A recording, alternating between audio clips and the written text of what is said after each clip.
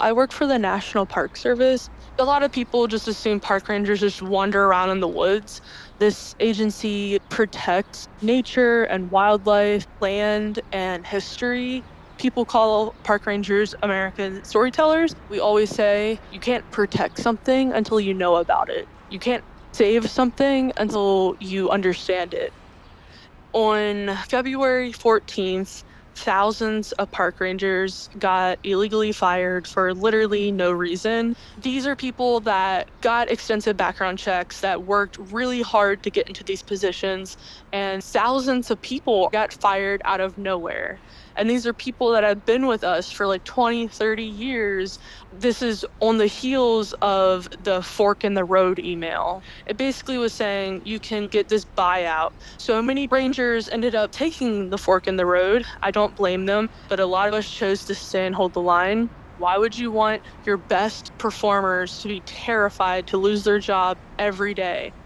With the parks that I'm at, we're an urban park, so we connect a lot with the city. We bring local schools and kids to the park to learn about history, to learn about nature. It's really a beautiful experience. These kids were like, this is the first time I've ever seen a horse in real life. This is the first time I've ever been on a boat.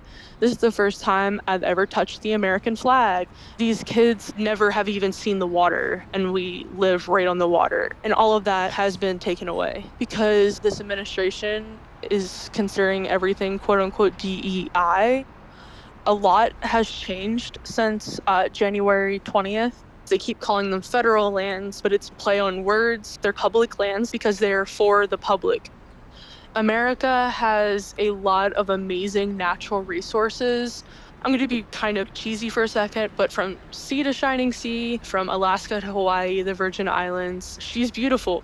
People will be like, oh, I'm going to go to the beach, but a lot of beaches are protected by the National Park Service so that resorts don't build on them. Taxpayer dollars go to protecting these lands, and the federal government is trying to sell these lands off to the highest bidder, but we're not here to make a profit. We're here to serve the public. And Doug Burgum, he is the Secretary of the Interior. He said that some of the parks that were along the border are no longer national parks, technically. They are now under the military.